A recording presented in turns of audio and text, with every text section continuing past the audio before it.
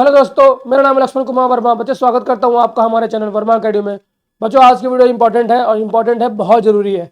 देखो, अगर आपने एनओएस बोर्ड में एग्जाम दिया है, अक्टूबर को दिया होगा और पिछले ऑन डिमांड के बच्चे भी होंगे, ठीक है। तो बच्चे, अब बहुत इंपॉर्टेंट वीडियो आपके लिए। देखो बहुत बच्चे ना बहुत दिनों से, 6 महीने से, कई बार तो बहुत बच्चे ऐसे हैं कि 2 बार से उनका SYCP SYCT आ रहा है, ठीक है ना। बहुत बच्चे बोल रहे हैं सर कई बार आ चुका है, 2 बार आ चुका है, 3 बार आ चुका है। कई कुछ ऐसे बच्चे भी देख रहे होंगे जो उनका पहली बार आया है। तो बच्चे, मैं बता दूं, अगर आपको ऐसा कुछ रिजल्ट में शो कर रहा है, ठीक है, जब भी ऐसा शो करेगा रिजल्ट में, तो रिजल्ट में ये लिख के आएगा 4 टाइम X। अगर आपको पासिंग सर्टिफिकेट चाहिए, आप सोच रहे हैं कि 4 सब्जेक्ट का मैं एग्जाम देकर आप पास हो जाओगे, तो बच्चे ऐसा नहीं है।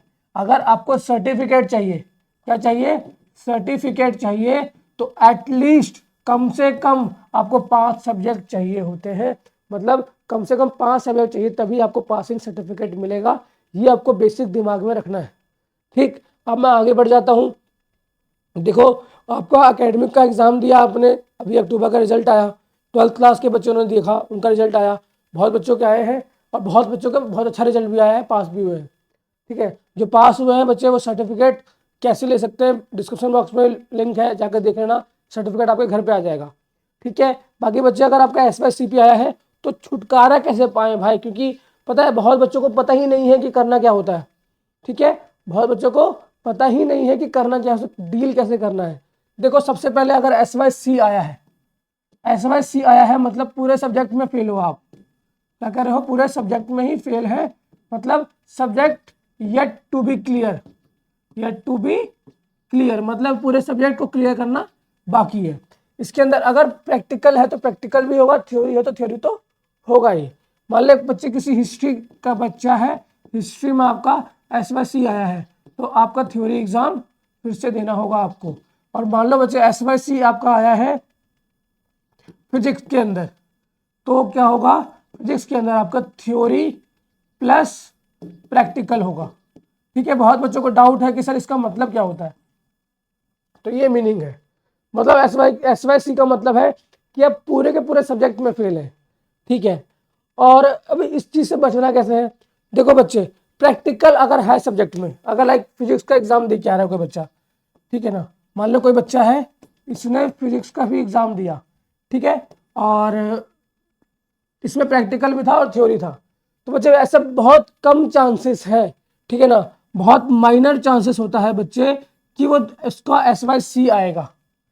बहुत ज़्यादा माइनर चांसेस होते हैं कि SYC आएगा। क्यों, क्योंकि उसने थ्योरी एग्जाम दिया और प्रैक्टिकल एग्जाम दिया। तो बच्चे, मैक्सिमम बच्चे प्रैक्टिकल में पास हो जाते हैं। कारण क्या है, कारण ये है बच्चे, आपको बस फाइल सबमिट करानी होती है। एंड अब बहुत बच्चों को क्या कम होता है, बहुत बच्चे सोचते हैं मैं CBSE में हूँ, वो CBSE, ठीक है। बच्चे, बहुत बच्चे सोचते हैं कि मैं CBSE में हूँ तो मैं 2-4 प्रैक्टिकल कम लिख दूँ। नहीं बच्चे, जितना प्रैक्टिकल आपको बोला गया है उतना ही प्रैक्टिकल लिखना है और अटेंडेंस चेक कराना है, ठीक है, ठीक है। SYCP आने का कारण मैं बताने वाला था आपको, यही बता देता हूँ। SYCP का कारण इसलिए आता है, आपने फाइल तो सबमिट कराई, ठीक है, लेकिन जब रजिस्टर में आपका नाम लिया गया, जब एब्सेंट प्रेजेंट लगाया जा रहा होगा, तो आपने, हो सकता आपने अपना यस नहीं बोला होगा, यस सर नहीं बोला होगा, या फिर जो इन्विजिलेटर था उन्हें सुना नहीं होगा, आपने डबल चेक नहीं किया होगा, तो मतलब आप प्रैक्टिकल में एब्सेंट समझे गए या फिर आपके मार्क्स ही कम आ गए, ठीक है। तो बच्चे, ये कारण हो सकता है, तो आपको ये गलती नहीं करनी है।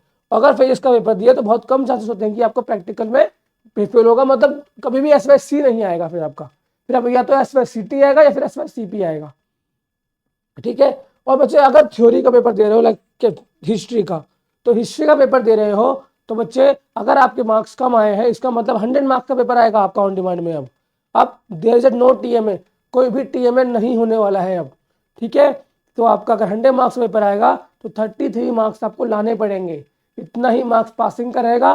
तो क्या करना होगा आपको, अब ऑन डिमांड में सिलेबस भी 100% आ रहा होता है।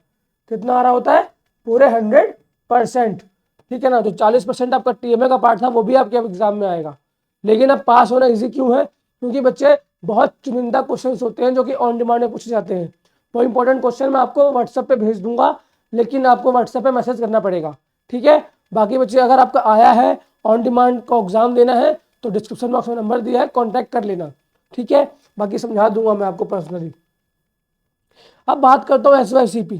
अब SYCP क्यों आता है, तो मैंने आपको बताया SYCP क्यों आता है। SYCP आने का कारण क्या है, SYCP आने का कारण है बच्चे कि आपने या तो प्रैक्टिकल एग्जाम दिया, तो या तो प्रेजेंट नहीं थे, मतलब प्रेजेंट थे बट वो एब्सेंट लग गया आपका, पहला कारण ये है। दूसरा क्या है, 7 मार्क्स पासिंग के होते हैं, आप क्या है 5 मार्क्स।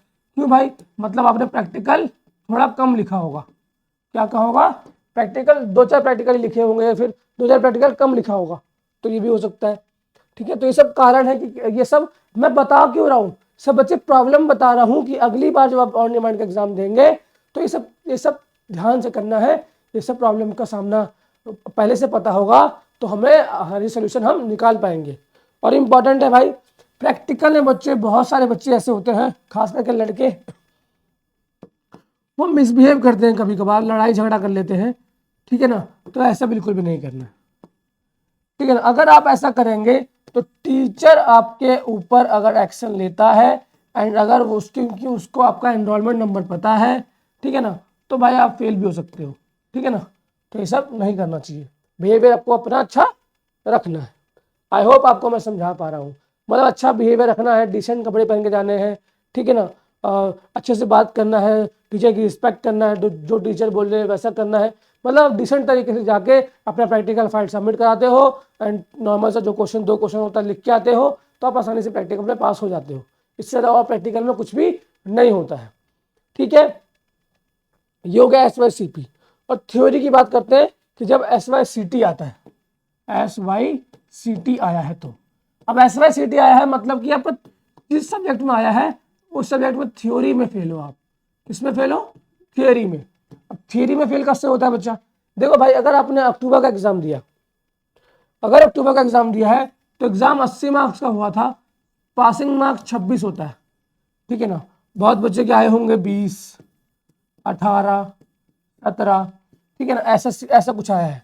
तो बच्चे देखो, अगर आपने 20 मार्क्स का लिखा, इसका मतलब है आपने क्वेश्चन छोड़े होंगे, इसका मतलब है आपने क्वेश्चन छोड़े होंगे, ठीक है। क्योंकि जो 20 मार्क्स ला रहा है उसको 26 मार्क्स लाने में ज़्यादा मुश्किल काम नहीं होता है, ठीक है ना। तो मतलब सबसे पहले क्वेश्चंस को छोड़ने नहीं है, आपको आता है तब भी करना है और नहीं आता है तब भी करके आना है, मतलब सारे क्वेश्चंस अटेम्प्ट करने हैं।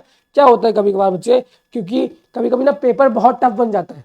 फॉर एग्जाम्पल 4 तारीख का पेपर है, 4 फेब का पेपर है, 6 का पेपर है और 8 का फेब का पेपर है, ठीक है। और क्या देखा जाता है, मतलब न्यूट्रल किया जाता है on the basis of difficulty level, ठीक है ना। तो मान लो 4 तारीख का इजी था, इसका मीडियम था, इजी था, मीडियम था और यह बहुत ज़्यादा हार्ड था।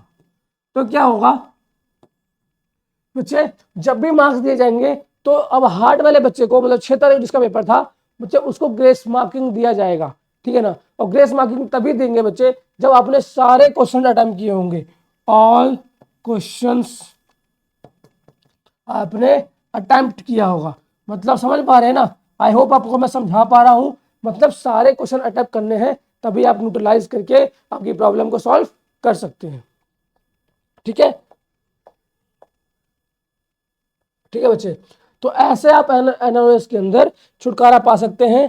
एंड आपको, अब आप बच्चे बोल रहे हैं सर मैं ऑन डिमांड एग्जाम नहीं देना चाहता या नहीं देना चाहती, देखो बच्चे ये चांसेस है, ठीक है ना। ऑन डिमांड नहीं दोगे तो कौन सा एग्जाम दोगे, फिर अक्टूबर का एग्जाम दोगे, ठीक है। तो नहीं, आपको ऑन डिमांड ही देना पड़ेगा, क्योंकि 1-2 सब्जेक्ट में आया है आपका, ठीक है ना। अभी ऑन डिमांड स्टार्ट हो जाएगा इसी वीक के अंदर, जब 10th का रिजल्ट आता है तो बच्चे, हाँ 10th वाले बच्चे भी इतना पैनिक होने की जरूरत नहीं है, 10th का रिजल्ट भी आ जाएगा, ठीक है। उसके बाद आपका भी ऑन डिमांड हो जाएगा। अगर वैसे मैं तो चाहूँगा बच्चे किसी का भी SYCP ना आए भाई, ठीक है ना। बाकी बच्चे अगर आता है तो इतनी कोई बड़ी बात नहीं है, पैनिक होने की दिक्कत नहीं है, ठीक है ना।